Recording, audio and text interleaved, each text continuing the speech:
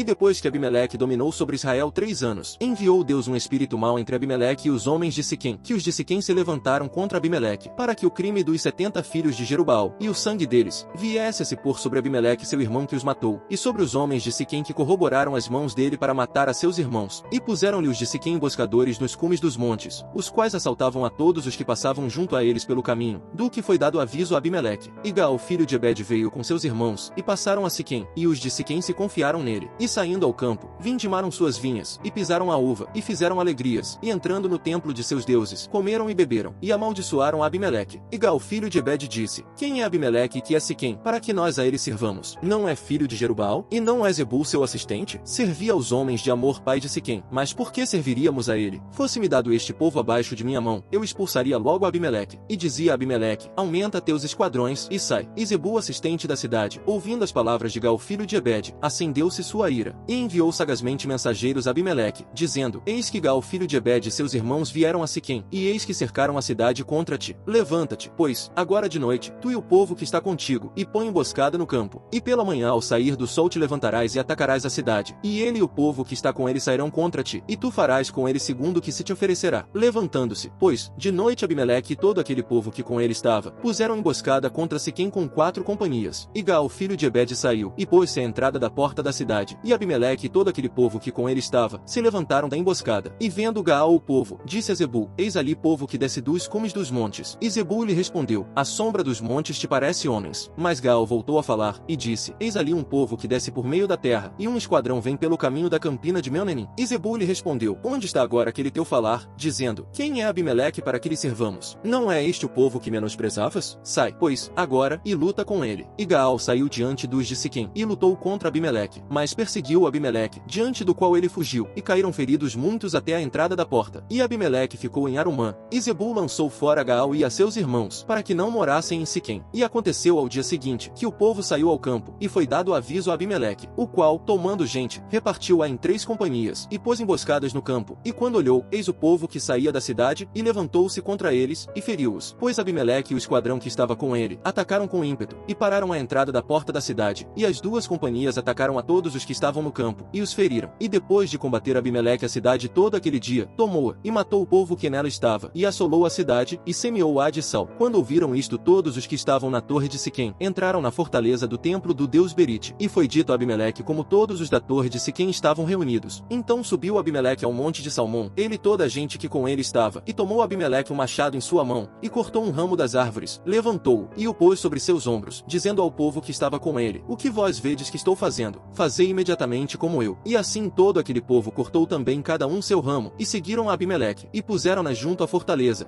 e prenderam fogo com elas a fortaleza, por maneira que todos os da torre de Siquém morreram, como os 1000 homens e mulheres. Depois Abimeleque se foi a Tebes, e pôs cerco a Tebes, e tomou-a. Em meio daquela cidade havia uma torre forte, a qual se retiraram todos os homens e mulheres, e todos os senhores da cidade, e fechando atrás de si as portas, subiram ao piso alto da torre. E veio Abimeleque à torre, e combatendo-a, chegou-se à porta da torre para pegar-lhe fogo. Mas uma mulher deixou cair um pedaço de uma roda de moinho sobre a cabeça de Abimeleque, e quebrou-lhe o crânio. E logo ele chamou a seu escudeiro, e disse-lhe: Tira a tua espada e mata-me, porque não se diga de mim, uma mulher o matou. E seu escudeiro o atravessou, e morreu. E quando os israelitas viram morto Abimeleque, foram-se cada um à sua casa. Assim, pois, Deus pagou a Abimeleque o mal que fez contra seu pai, matando a seus 70 irmãos. E ainda todo aquele mal dos homens de Siquém devolveu Deus sobre suas cabeças. E a maldição de Jotão, filho de Jerubaal, veio sobre eles. E depois de Abimeleque levantou-se para livrar a Israel Tolá filho de Puá, filho de Dodô, homem de Sacar, o qual habitava em Samir, no monte de Efraim. E julgou a Israel 23 anos, e morreu, e foi sepultado em Samir. Depois dele se levantou Jair, gileadita, o qual julgou a Israel 22 anos. Este teve 30 filhos que cavalgavam sobre 30 asnos, e tinham 30 vilas, que se chamaram as vilas de Jair até hoje, as quais estão na terra de Gileade. E morreu Jair, e foi sepultado em Camon. Mas os filhos de Israel voltaram a fazer o mal aos olhos do Senhor, e serviram aos Balins e a Astarote, e aos deuses da Síria, e aos deuses de Sidom, e aos deuses de Moabe, e aos deuses dos filhos de Amon, e aos deuses dos filisteus. E o Senhor se irou contra Israel, e vendeu-os por mão dos filisteus, e por mão dos filhos de Amon, os quais moeram e quebrantaram aos filhos de Israel naquele tempo 18 anos, a todos os filhos de Israel que estavam da outra parte do Jordão na terra dos amorreus, que é em Gileade. E os filhos de Amon passaram o Jordão para fazer também guerra contra Judá, e contra Benjamim, e a casa de Efraim, e foi Israel em grande maneira afligido. E os filhos de Israel clamaram ao Senhor, dizendo: Nós pecamos contra ti, porque deixamos a nossa nosso Deus, e servimos aos Baalins. E o Senhor respondeu aos filhos de Israel: não foram oprimidos pelo Egito, pelos amorreus, pelos amonitas, dos filisteus, dos de Sidom, de Amaleque e de Maom, e clamando a mim vos livrei de suas mãos? Mas vós me deixastes, e servistes a deuses alheios. Portanto, eu não vos livrarei mais. Andai, e clamai aos deuses que escolhestes para vós, que vos livrem no tempo de vossa aflição. E os filhos de Israel responderam ao Senhor: pecamos, faze tu conosco como bem te parecer, somente que agora nos livres neste dia. E tiraram dentre si os deuses alheios, e serviram ao Senhor, e sua alma foi angustiada por causa do sofrimento de Israel. E juntando-se os filhos de Amon, assentaram acampamento em Gileade. Juntaram-se assim os filhos de Israel, e assentaram seu acampamento em Mispá. E os príncipes e o povo de Gileade disseram um ao outro: quem será o que começará a batalha contra os filhos de Amon? Ele será cabeça sobre todos os que habitam em Gileade.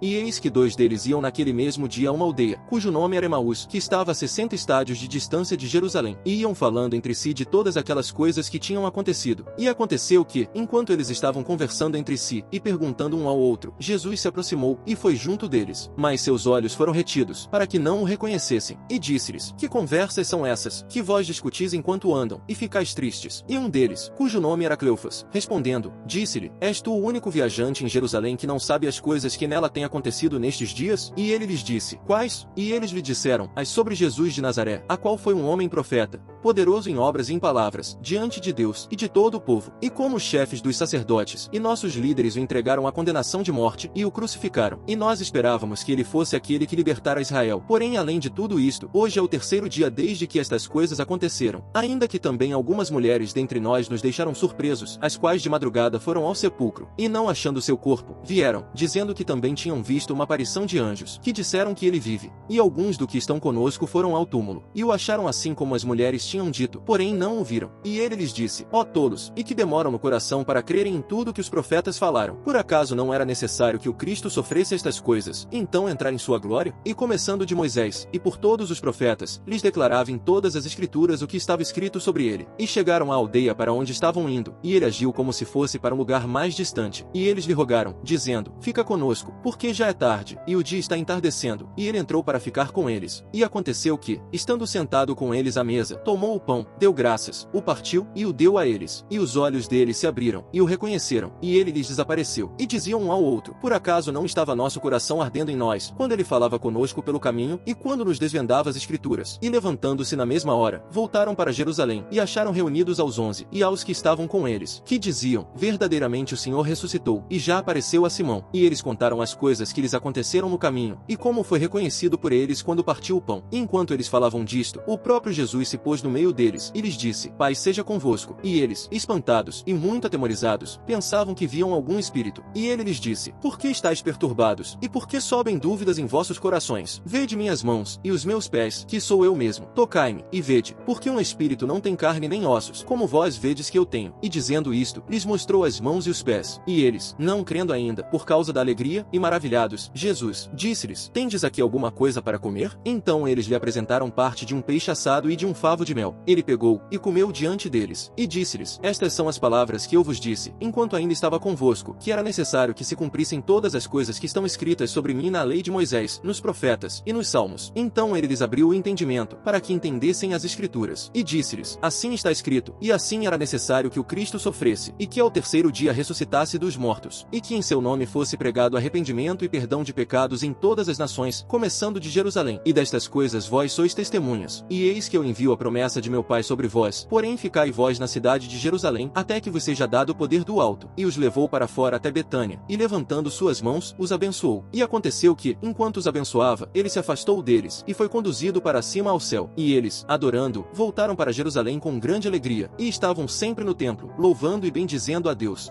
Amém. Parabéns, você terminou o Evangelho de Lucas. Salmo de louvor. Gritai de alegria ao Senhor toda a terra. Servi ao Senhor com alegria. Vinde com alegre canto perante sua presença. Sabei que o Senhor é Deus. Foi ele, e não nós, que nos fez seu povo, e ovelhas de seu pasto. Entrai pelas portas dele com agradecimento. Por seus pátios com canto de louvor. Agradecei a ele, e bendizei o seu nome. Porque o Senhor é bom. Sua bondade dura para sempre, e a fidelidade dele continua de geração após geração. A casa dos perversos será destruída, mas a tenda dos corretos florescerá. Há um caminho que parece correto para o homem, porém o fim deles são caminhos de morte.